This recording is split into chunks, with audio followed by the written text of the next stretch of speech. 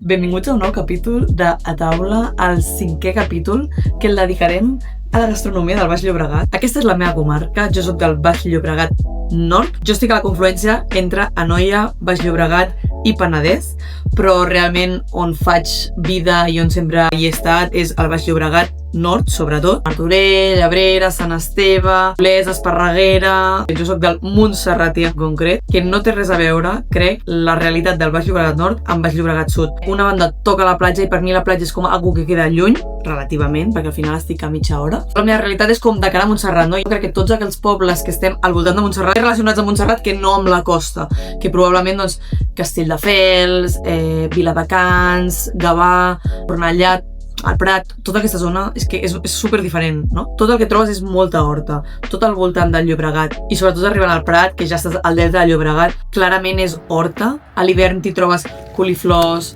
cols, carxofes. En canvi, jo crec que a partir de Molins de Rei cap enrere vull dir cap a Collbató, t'hi trobes horta, però no tant, hi ha moltíssim hort urbà, però també el que trobes és vinya, perquè estem molt a tocar el Penedès i comença a haver moltíssima vinya aquí al voltant, i també hi ha molt arbre fruiter, préssecs, cirerers, per exemple, tota la zona de Torrella, Sant Climent, està ple de camps de cirerers. Cap aquí a la zona de Martorell trobem vinya, presseguers, per exemple.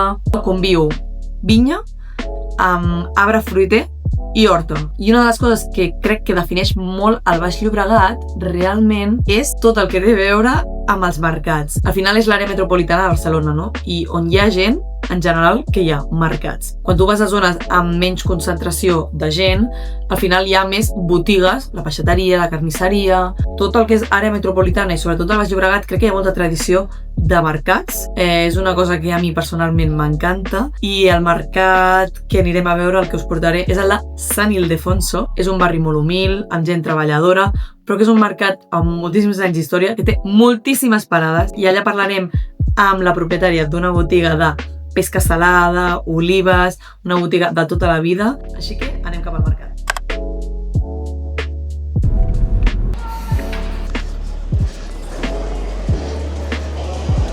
Estem al mercat de Sant Ildefonso, a Cornellà, que és probablement un dels mercats més grans que hi ha a tot el Baix Llobregat. Aquí trobem parades d'absolutament tot: peix, carn, verdura, llegum. Té 3.600 metres quadrats de superfície, es va inaugurar el 1970 i la veritat que és al·lucinant. Jo soc molt d'anar a mercats, m'encanta, i una de les coses que em fa més llàstima quan vinc aquí és que no hi ha gent jove. I estic d'acord que hi ha molta gent gran perquè està jubilada i té el temps per venir aquí amb calma a comprar, però també hi ha molta gent jove que fa uns horaris que els permetria venir a comprar al mercat i no venen. Llavors, molts cops em pregunto, on està la gent jove? On compra la gent jove? Jo em dic Rosa i pràcticament podria dir que porto tota la vida al mercat. Ja els meus pares, jo sóc la segona generació, ja quan eren petites i anàvem a l'escola veníem a ajudar, o sigui que tota la vida. Això són 45 anys, he tingut l'oportunitat de fer una altra feina perquè jo sóc mestra, però t'atrapa, el mercat t'atrapa. No sé, potser el tracte amb el públic, el companyerisme, que el mercat crea com un teixit social i un eix comercial en el que la gent no se'n va fora, sinó que dona vida. Veus a la gent caminar, passejar. Treballem amb material de màxima qualitat, de primera qualitat. Poder ajudar a la clienta quan ve a comprar-te, a donar-li receptes, a assessorar-la, que saps que no li fallaràs mai, que quan posi un producte del mercat a la taula mai li fallarà. A vegades diu, és que no compro això perquè no sé ni com fer-ho. Doncs tu li ajudaràs a fer aquella recepta i que segur que li agradarà i que inclourà la propera vegada. Sempre hi ha aquell producte. El mercat té com dues parts, no? Té el dia a dia, que podríem dir que és de dilluns a divendres al migdia, en el que la majoria de la gent són de mitjana edat. I a partir de divendres tarda i dissabte veiem un canvi bastant important en el tipus de clientela. Molta gent jove, moltes parelles joves, que venen amb ganes de comprar i amb ganes d'utilitzar producte de mercat. Diries que ara hi ha més gent jove que està venint del mercat respecte a anys anteriors? I tant que sí. Cada vegada la gent li dona més importància a menjar bé, perquè saben que menjar bé, menjar de qualitat, és una garantia de salut. Nosaltres ho notem, que cada vegada ve més gent a comprar al mercat. Quins són els principals reptes? És el personal. Costa trobar gent que vulgui treballar, gent que visqui al mercat com s'ha de viure, no? Amb passió, que no és una feina de hola, buenos días, adiós, no. És una feina com de tu a tu, saps? Amb el client. Tenim un bon horari, de 7:30 a 2, divendres tot el dia, i treballem dissabte, que això és un hàndicap important. I després un altre problema també és el relleu generacional de les parades. Si no hi ha relleu generacional, clar, quan tu et fas gran i t'arriba la teva hora de jubilar-te, no hi ha ningú que vulgui quedar-se amb ella, clar, has de tancar el negoci.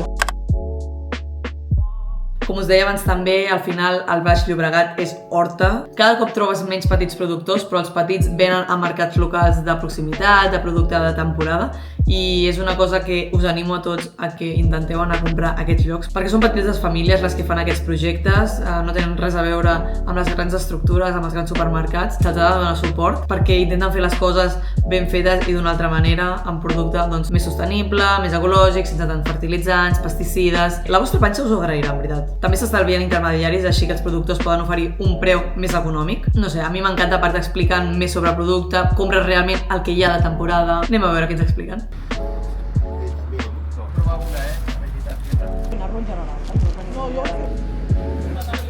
Diem d'un nou comercial Calderaida i treballant l'or, des que vam néixer. Però són de família, jo de Gavà i la seva família és Viladecans. Què és el que podem trobar al Baix Llobregat? Bueno, la Baix Llobregat és bastant extensa. Podem trobar de tot per temporades, que és el bo, per temporades. No com el que ve de por ahí, que ve tot l'any. Aquí podem trobar de tot. Des de verdures, cols, coliflor, bròquils, bròcolis, enciams, fulles de roure, ceba tendra, calçots, carxofes, el que vulguis. Això a l'hivern. Cap a la primavera, que és cap al que anem, encara en queda una miqueta per arribar, què trobarem? Home, la sort que tenim aquí, que Gavà té espàrrecs de Gavà. Som l'únic poble a tot Catalunya que fem espàrrecs. Llavors pots trobar el blanc, com a Navarra, però és d'aquí. I també tenim maduixes. Maduixes molt bones a carrer i la síndia. A l'estiu el més bo, per exemple, aquesta banda és això. Tomàquets també, tomàquet a l'aire lliure, com antigament, amb canya. Què és això, tomàquet a l'aire lliure? Al carrer, el que es feia abans, el bon tomàquet. Nosaltres no fem invernacle. Home, fa una bona pinta. I d'ahir són, els rames, mira quina ceba tendra. Fonoll, no, també? He vist aquí, bueno, de tot, de tot. Sí, sí. El fonoll amb la fulla per fer infusions. Sí, sí. Tot. La pastanaga, aquesta és molt bona. Aquesta és super diferent. Però com que no la coneixen no s'animen. El vostre producte preferit, de tot el que teniu avui a la parada, dius, si jo m'haig de quedar amb una cosa de la meva parada, quina és? Per mi l'enciam llarg, perquè l'enciam ja no es fa el tipus Valladolid, llavors sí. Aquesta només amb oli. Si us dic que estic al Prat, evidentment he vingut a veure carxofes, els camps de carxofes. Potser veureu també un diluvi universal que està caient allà al final, cap a la zona del Montserratí, està diluviant. Aquí de moment estic bé, però heu vist l'extensió de camps de carxofa? És que arribes aquí i és carxofa, carxofa, carxofa. I és una planta que crec que molta gent no l'ha vist mai i no sap com és. Us l'ensenyo. Tota aquesta part de baix és la part de la planta i la carxofa és la flor. Sabíeu que tenen dues floracions? De fet, la carxofa, molta gent ho sap, però és una flor. El que et menges, de fet, és la pròpia flor. I floreix dues vegades. Cap al maig és la segona i un cop acabi aquesta collita ja s'acabaran les carxofes fins a l'hivern de l'any que ve. I fins aquí el capítol de Taula del Baix Llobregat. No he tingut més temps de gravar, ho sento, vaig fatal de temps. És el que té ser mare d'un nen de 4 mesos. M'ha agafat tot això en un molt mal moment, crec. Però bé, us estic explicant tot el que puc, curiositats vaig gravant com puc i espero que us agradi. Adeu!